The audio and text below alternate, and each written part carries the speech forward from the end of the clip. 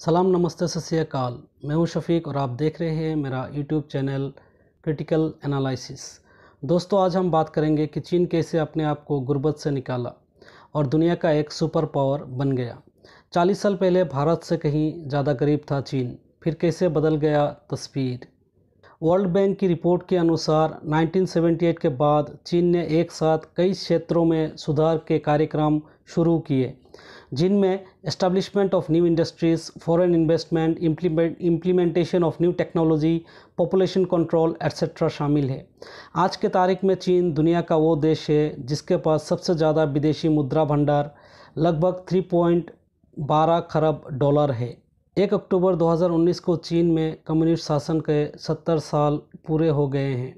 इन 70 सालों में चीन ने बहुत उतार चढ़ाव देखे, लेकिन हकीकत ये भी है कि 40 साल पहले का चीन भारत से कहीं ज़्यादा गरीब था। उसका आर्थिक हालत बहुत खस्ती थी। बड़ी आबादी बुरे हाल में रहती थी। लेकिन 1978 के बाद चीन में तेज़ी से बदलाव आने लगा। अब वो दुनिया की दूसरी बड़ी अर्थव्यवस्था बन चुका है। चीन के लोग भारत से 5 गुना से ज़्यादा अमीर हो चुके हैं। चीन को ताकतवर बनाने में 3 नेताओं का नाम लिया जाता है: माओ टी-संग, डेन जिंगपिंग और वर्तमान के नेता शी जिनपिंग। डेन जिंगपिंग के आर्थिक क्रांति के 40 साल बाद एक बार फिर से चीन शी जिनपिंग जैसा मजबूत नेता की अगुवाई में आगे बढ़ रहा है। शी जिनपिंग चीन की अर्थव्यवस्था को और प्रभावी बनाने के लिए मैन्युफैक्चरिंग के मामले में सुपर पावर बनाना चाहते हैं। इन तीनों नेताओं को the 3 builders of modern China के नाम से भी जाना जाता है। इन 5 कारणों के लिए चीन आज एक आर्थिक महाशक्ति बनी है। पहला, जब अमेरिका जापान में ट्रेड वॉर चल रहा था तब चीन ने अपने यहाँ बड़े पैमाने पर इंडस्ट्री को बुलाया। इसके लिए चीन ने स्पेशल इकोनॉमिक जोन बनाए, जिनमें कंपनियों को ऐसा सुविधा दी गई जैसे एक्सपोर्ट करने जाते हो। दूसरा, चीन ने लोकल इंडस्ट्री को अपनी बड़ी इंडस्ट्री के साथ कनेक्ट किया। तीसरा, जब ग्रोथ शुरू हो गया तो साइंस एंड टेक्नोलॉजी में चीन ने बड़े पैमाने पर निवेश किया।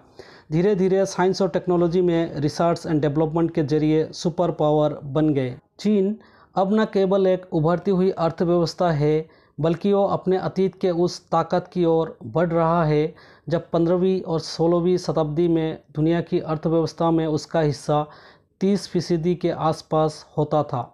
चीन की उभार की कहानी महज दूसरे विश्व युद्ध के बाद एक देश के विकास की कहानी नहीं है, बल्कि ये कहानी एक नियंत्रित अर्थव्यवस्था से मुक्त और मार्केट बेस्ड अर्थव्यवस्था में तब्दीली की है। चीन की कम्युनिस्ट पार्टी पर जिस शख्स का नियंत्रण होता है, उसी का नियंत्रण वहाँ की सारी तख्तों पर भी होता है।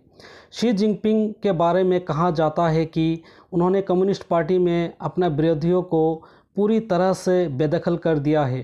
शी जिनपिंग ने सरकारी उद्योगों पर शिकंजा कसा। मिसाल के तौर पर कम्युनिस्ट पार्टी के नियंत्रण से सरकारी कंपनियों को दूर किया और पूरी तरह से प्रबंधन के हाथों में ये जिम्मेदारी दी। 2014 के बाद चीन में निजी निवेश बहुत तेज़ी से बढ़ा। शी जिनपिंग ने व्यापार का दरिया पूरी दुनिया में बढ़ाया।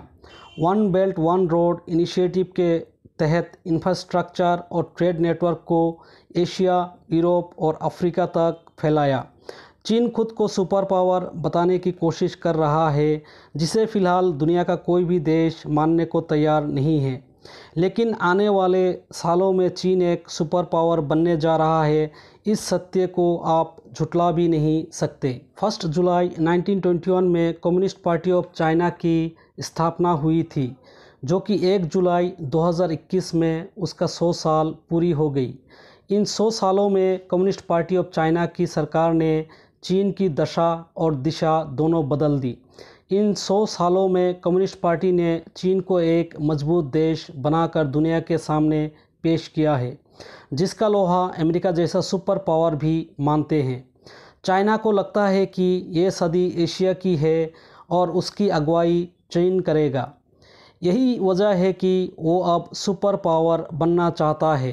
अमेरिका आज सुपर पावर इसलिए है क्योंकि उसके सैन्य ताकत दुनिया में सबसे बड़ी और शक्तिशाली है। लेकिन अब चीन अमेरिका को पीछे छोड़ने के लिए अपनी सेना में आर्टिफिशियल इंटेलिजेंस को बढ़ा रहा है। तो दोस्तों, आपको हमारा ये रिपोर्ट कैसे लगा कमेंट सेक्शन में हमें ज़रूर बताइए। और आप सबसे गुजारिश है कि हमारे यूट्यूब चैनल क्रिटिकल एनालिसिस को सब्सक्राइब, लाइक, शेयर ज़रूर करें। जय हिंद।